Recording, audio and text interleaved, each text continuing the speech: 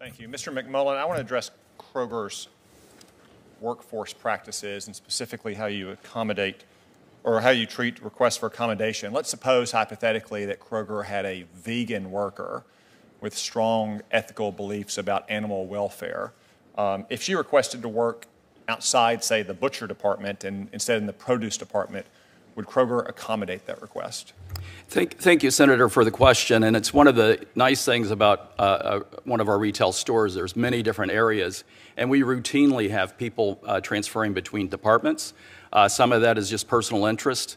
Some of that is to grow in their own personal career. And if you look at our store directors, 70% of our store directors started out as an hourly associate. So it's easy to accommodate somebody, and that accommodation is really based on their own desires and their own interests. Would you make such accommodations based on their Christian beliefs as well? We would not get involved in terms of religious beliefs. Okay, the reason I ask is that you recently agreed to pay $180,000 to settle a religious discrimination case in Conway, Arkansas. In that case, two Kroger employees, Brenda Lawson, age 72, and Trudy Rickard, age 57, declined the directive to begin wearing a new store apron with a multicolored heart symbol on it. They, like many other of your employees, felt uncomfortable with the new aprons because they thought the heart resembled a gay pride symbol. Rather than make accommodations, Kroger fired these two employees. One employee simply asked to cover the symbol with a name tag, but Kroger refused even that reasonable accommodation. Are you aware of these terminations, Mr. McMullen? Senator, I am not. This was not a private lawsuit either by two disgruntled employees, Mr. Mullen. This was brought by the EEOC. So are you not aware when your company is sued for religious discrimination by the United States government? No, sir, I am not. Not always. Well, I'm disappointed by that. Are you aware that, Mr. McMullen, are you aware that Kroger has something called an allyship guide for its employees? Yes, Senator. Okay. In the allyship guide, you direct employees to stop using sir and ma'am because they're not inclusive.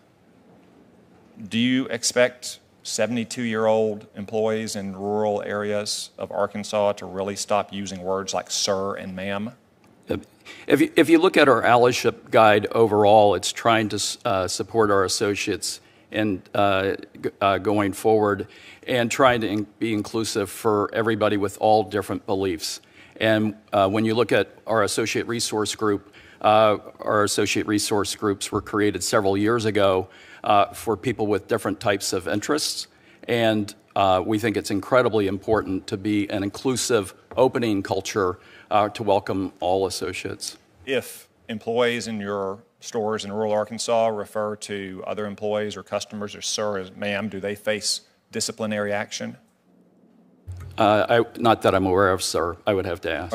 Are you still requiring employees to wear the apron with the rainbow heart symbol on it? Yeah, if you look at this, we put in place an apron several years ago because our associates wanted to have a common dress code. The heart is the symbol of art. The Kroger's fundamental purpose is to feed the human spirit. And part of feeding the human spirit is the heart. And that heart is our fundamental strategy to support our purpose. The colors were not tied to any specific thing. Well, I'm not sure I believe that because it was introduced during Pride Month as a supposed sign of inclusivity, and a federal judge didn't agree with it either. That's why he rejected your company's motion for summary judgment, and you just paid $180,000 to two employees that you wrongly terminated. By the way, would you like to offer an apology here to Brenda Lawson and Trudy Rickard for the ordeal they went through? I would need to understand more of the details, Senator. Thank you. Okay. So is it the case that you are still requiring all employees without accommodation to wear this apron with the rainbow heart? If you look at our apron would be required for all associates to wear consistently across the company. Does it or does it not still include the symbol for which you just paid $180,000 to settle an EEOC lawsuit against your company? It would include a heart on it, Senator. And having settled that lawsuit, are you now going to grant accommodations to employees who don't wish to display a symbol that they may perceive as not aligned with their moral and Christian views? Senator, thank you for the question. I will need to follow back up with our team with more of the details. If this merger goes through, who's going to be making decisions about uniforms in the combined company and whether to grant reasonable accommodations? If you look in terms of our fundamental uniform that was put in place, our associate resource groups work together in terms of designing the uniform, and we would use the same type of approach on a combined company basis. Okay. This situation reminds me a little bit of the situation big tech companies have found themselves in recent years.